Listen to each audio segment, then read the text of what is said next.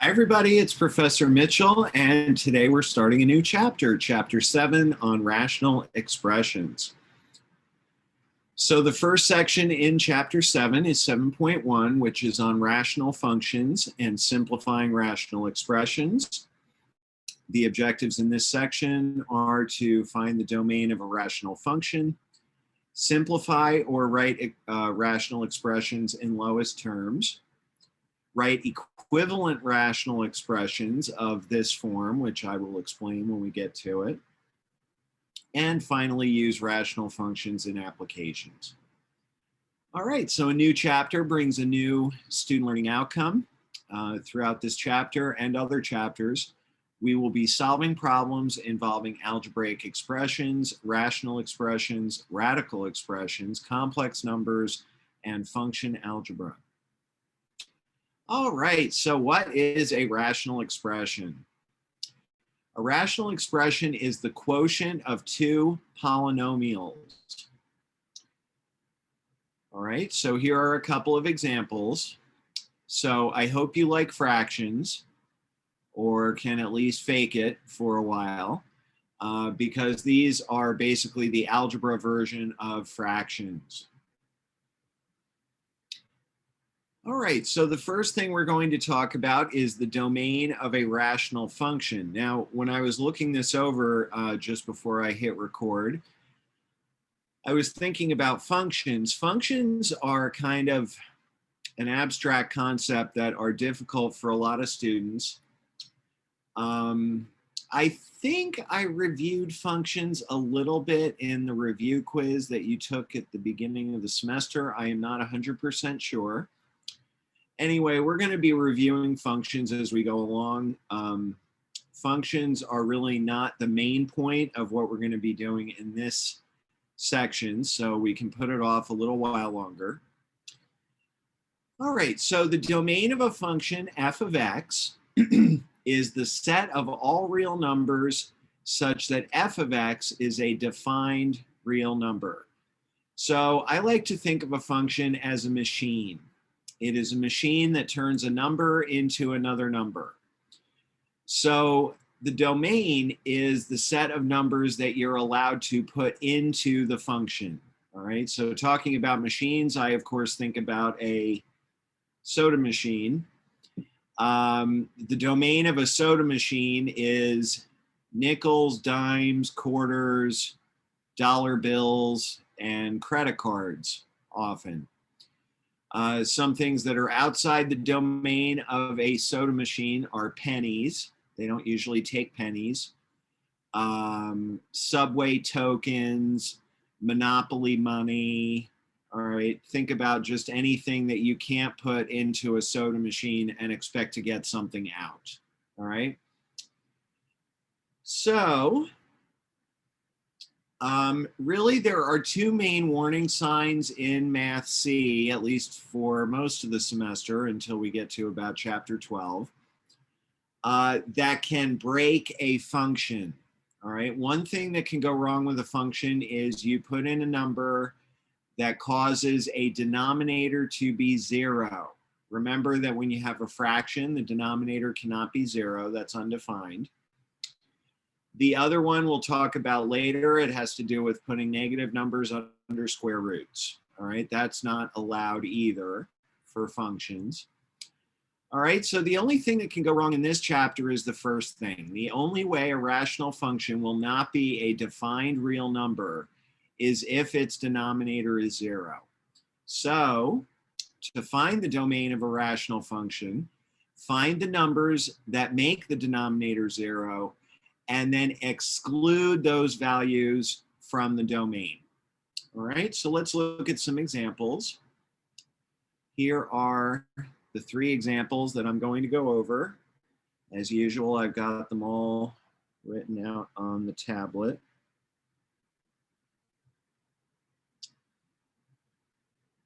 Okay, so hopefully you'll be able to follow along with the first example, and then as usual, I'm going to encourage you to pause the video when we get to letter B. Try that one, and then do the same thing when we get to letter C. All right, so the first function that we want to find the domain, I'm going to write find the domain at the top of this. I find that oftentimes students get into trouble because they don't really read the directions always. You know, so if I was helping somebody and they just handed me this problem, f of x equals 4x over negative 2 plus x, and said, Mitchell, can you help me with this? I wouldn't know what to do, all right, because without the directions. But as soon as I see find the domain, then I know exactly what to do. All right, so remember, we need to figure out what numbers make the denominator 0. So I'm going to ask the question, when is negative 2 plus x equal to 0? All right, and that is a little baby linear equation. You know how to solve that for x. You just add 2 to both sides, and you get x equals 2. So remember, that's the number that has to be excluded from the domain. So how are we going to write this answer? Well, we're going to use something called set builder notation. Now, you don't really have to become an expert at set builder notation. Your online homework program is going to do most of the work for you. It's just going to ask you for the important part of the answer. Set builder notation looks like this. So try to watch and listen at the same time. We're excluding this number. We're allowing every other real number. So what we're going to say is that the domain is the set of all x such that x is a real number and x does not equal 2. So again, the set of all x such that x is a real number and x does not equal 2. All right, so what comes after that vertical line there, I sometimes call that the price of admission. So in order for a number to make it into this set, it has to fit that description. So the number 0 would be allowed, the number 4 would be allowed, the number negative 3/4 would be allowed, the number 2 would not be allowed. And if you know about imaginary numbers, the number I would not be allowed, all right? We'll talk about imaginary numbers in chapter 10, okay? So if you don't know what I'm talking about, don't worry about it. Anyway, this is the answer that they're looking for, and in your online homework program, what it's going to do is it's going to write most of this answer for you, and you will just have to fill in this part, okay? All right, so let's go on to letter B. And again, I'm going to encourage you to pause the video and think about this one. All right, so I'm going to take your word for it that you paused the video and you thought about this one. We're going to do it the exact same way. I'm going to start off by asking, when is the denominator 0? In this case, the denominator is just 2.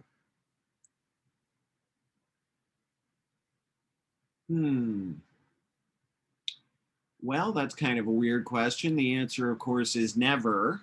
2 never equals 0. It always equals 2. All right. So remember, whatever numbers come out of this equation, those are the numbers that have to be excluded. So in this case, no numbers have to be excluded because the denominator of this function is always 2. It is never 0. And since we don't have to exclude anything, the domain is all real numbers. You can put any number you want into this function. All right. Last example. H of x equals 5 minus 3x over 2x squared minus 14x plus 20. All right, pause the video. Try this one. You have now unpaused the video because you already tried it. So the question is, when is 2x squared minus 14x plus 20 equal to 0. Well, if that type of problem looks familiar, it should. We just went over these probably last week as you're watching this. 2x squared minus 14x plus 20 is, of course, a quadratic equation. So you know how to solve a quadratic equation. You put it in standard form, which it already is, and then you factor. Now remember what I told you about chapter 7? We're going to be factoring our little hearts out all through this chapter. So I will continue to assume everybody is a factoring expert. If you're not a factoring expert, come to office hours so I can help you, all right? Because you're going to suffer a little bit if you're shaky on factoring. So first I'm going to factor out the 2. That's going to leave me x squared minus 7x plus 10 equals 0. And then I'm going to factor that trinomial into x minus 5, x minus 2. Okay, one of these three things has to be 0, and it's not the 2. We can just disregard that. It's either x minus 5 or it's x minus 2. If x minus 5 is 0, that means x is 5. If x minus 2 is 0, that means x is 2. So these are the numbers that have to be excluded. The domain of this function is all real numbers except for those 2. Okay, so in step-older notation, that would look like the set of all x such that x is a real number, but not 5 or 2. Any real number except 5 or 2. And that's how you find the domain of a rational function. All right, so going back to the presentation. All right, next we have simplifying rational expressions, that should really say. All right, so imagine that you were helping your kid brother, kid sister, son, daughter, baby cousin, who is in about the 4th grade and is just learning fractions.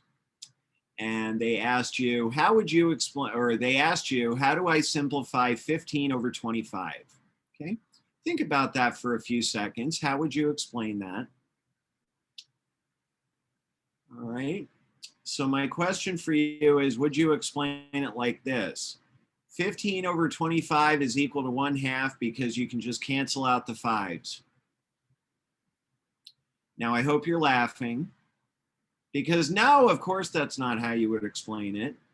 The right way to explain it, I don't have it written down here, is that you write 15 as 3 times 5. You write 25 as 5 times 5. And then you cross out those 5s, right? And that would leave you with 3 over 5, all right? And then once you get really experienced with fractions, you kind of do a shorter version of that where you just say 15 divided by 5 is 3, 25 divided by 5 is 5. So the answer is 3/5. Okay. Now, as ridiculous as this looks, people do this all the time when I throw X's and Y's into the mix. All right. So what I need you to know is that before you simplify a rational expression, you always, always, always, always have to factor the numerator and the denominator. And then the only thing that you're allowed to cross out are common factors. The common mistake people make is that they try to cross out common terms. No, no, no, no, no. That's just as bad as doing 15 over 25 equals 1/2. All right, so let's see what we have. Looks like we have 4 examples. And I've got these all written down. So let's go over to the tablet. All right, so the first thing we have is 3 over 9x plus 6. So let me show you what not to do. Put your pencil down, put your pen down. Do not write this down. And as soon as you see it, just forget about it. What you do not want to do is this. No, no, no, no, no. Don't do that. Okay, bad, bad, bad.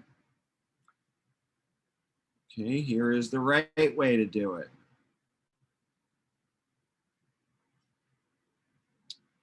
This would make a good Drake meme, right?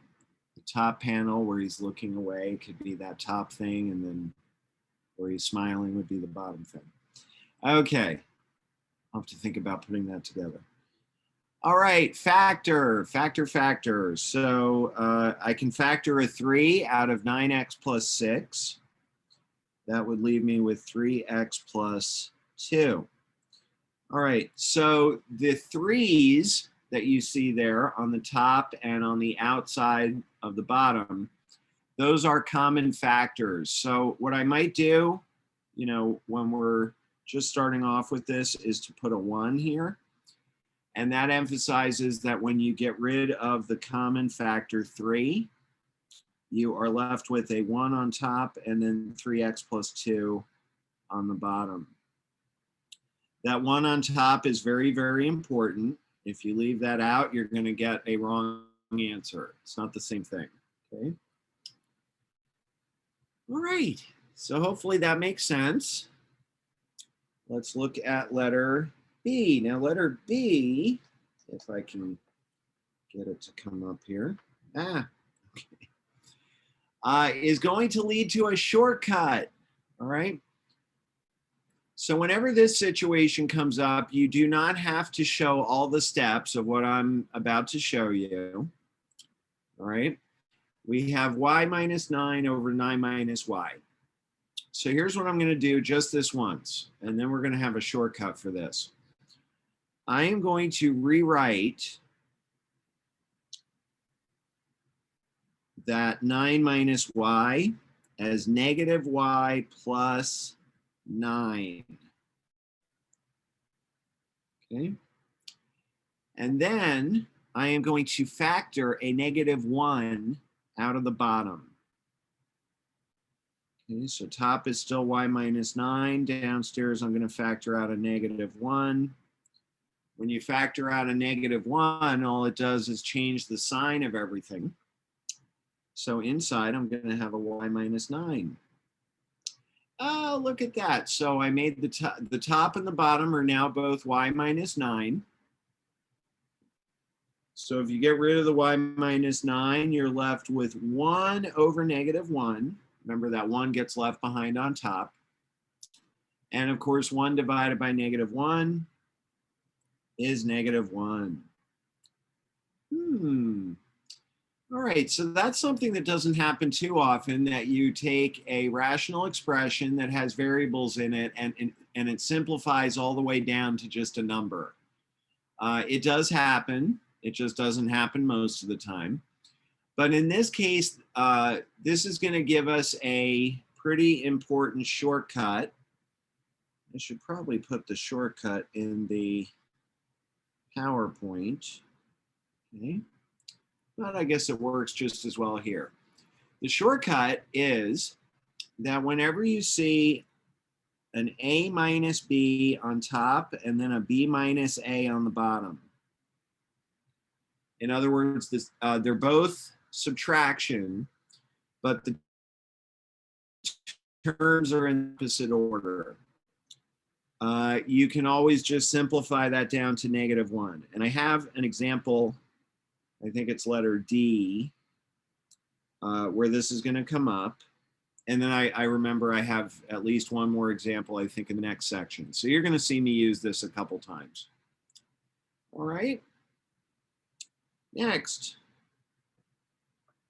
All right. X to the 4th minus 10x cubed divided by x squared minus 17x plus 70. All right. So what I would like you to do is pause the video and factor the top and the bottom. Factor the top and the bottom. Ready, set, go. All right, so hopefully you have factored the top and the bottom. Upstairs, we have just a GCF situation. I take out the x cubed, and it leaves me x minus 10. And then downstairs, I just need the numbers that add up to negative 17 and multiply to 70. So that would be minus 10 minus 7. And I have a common factor, x minus 10. Goodbye, goodbye. The simplified form of this expression is x cubed over x minus 7. Done. All right, which leaves us one more example. 3 minus x over x cubed minus 27. Remember sum and difference of two cubes? All right, so that's how you factor x cubed minus 27, right? So upstairs I have 3 minus x, and then downstairs factors into a binomial and a trinomial. It's a minus b, a squared plus ab plus b squared. Playing the role of a is x, playing the role of b is 3. So this would be x squared plus 3x plus 9. Okay. Again, I don't spend a lot of time on the factoring parts of these problems. I assume everybody is a factoring expert. So if that's not true, come see me during office hours, go to tutoring, do whatever you need to do, okay? We need to get you to be a factoring expert if you're not already. Okay, so now here's where I'm going to use my shortcut. Remember the shortcut? I see a 3 minus x, I see an x minus 3. So what you can do with those is cross them out, as long as you promise to leave a negative 1 somewhere. All right? So that's going to leave me, I'm going to write this answer 2 different ways, and actually that'll be a nice segue into the next topic. So you could write this as negative 1 over x squared plus 3x plus 9, or you could put the negative sign outside and write it as negative 1 over x squared plus 3x plus 9. They are exactly the same thing. Your online homework program and your instructor will give you credit for either one of those. Okay, so neither one of these is really any better than the other one. I tend to put my negative signs outside, like the second one, but I promise you it doesn't matter. All right, so speaking of negative signs in rational expressions, that brings us to the last topic I'm going to show you. There was an objective that talked about using rational functions in applications. I typically don't include an example of that here. It's usually just they give you a formula and they ask you, what does the formula come out to when you plug in 5 or something like that. If I had a ton of students, and you know I've told you that I've taught Math C, one of these days I should sit down and count how many times. Many, many, many times, all right? Maybe 20 times, I don't know. What was I going to say? Oh, if I had students asking me about those all the time, I would have added one by now. All right, but I don't think you're going to have any trouble with those. So the last example, actually, I need to go back to this is one of those where the problem really doesn't make any sense unless you see the directions. Okay, so we are in equivalent forms of rational expressions. So here's the question. Which of the following expressions means the same thing as negative a over b? Okay, so the negative sign outside the fraction. One possibility is negative a divided by b. Another one is a divided by negative b. And a third possibility is negative a divided by negative b. So think about that. This is multiple answer. There may be more than one correct answer. All right. So hopefully you realize that both letter A and letter B mean the same thing. So when you have a fraction that has a negative sign, you can either put that negative sign in front of the whole fraction, in front of the numerator, or in front of the denominator. But if you put it in front of both the numerator and the denominator, that's the same thing as A over B. Okay, so again, letter A and letter B mean the same thing as what's given. Okay, so using that principle, we're going to list 4 equivalent forms for this rational expression. Now we have some directions. Okay.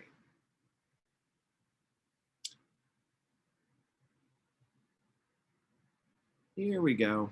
Okay, so notice the negative sign is parked outside the fraction. According to what we were just looking at, you could also put it on just the numerator. Okay, so, and that's going to give me 2 of the equivalent forms. All right, so number 1, number 2. I could put the negative sign on the numerator. Now be careful. When you put a negative sign in front of an expression that has more than one term and you want it to apply to the whole expression, you got to put parentheses around that. Okay. So now the question is, do you want to keep the parentheses? I don't care. But if you decide you don't want them, then you would distribute that negative sign and you would get negative x minus 11 over x minus 4. So those are 2 of the equivalent forms. The other 2 equivalent forms have to do with putting the negative sign on the denominator. Okay. And just like with the numerator, because it has more than one term, you either need to put it in parentheses or you need to distribute and get rid of the parentheses. So x plus 11 over negative x plus 4. And honestly, there are probably more than that. There are more than that. I can think of a few others. You know, so if you really thought outside the box, you could think up a few more. On the online homework program that I use, this problem will be multiple choice. So they will give you a few lists of 4 rational expressions, and you need to pick out the list that looks like this one. Okay.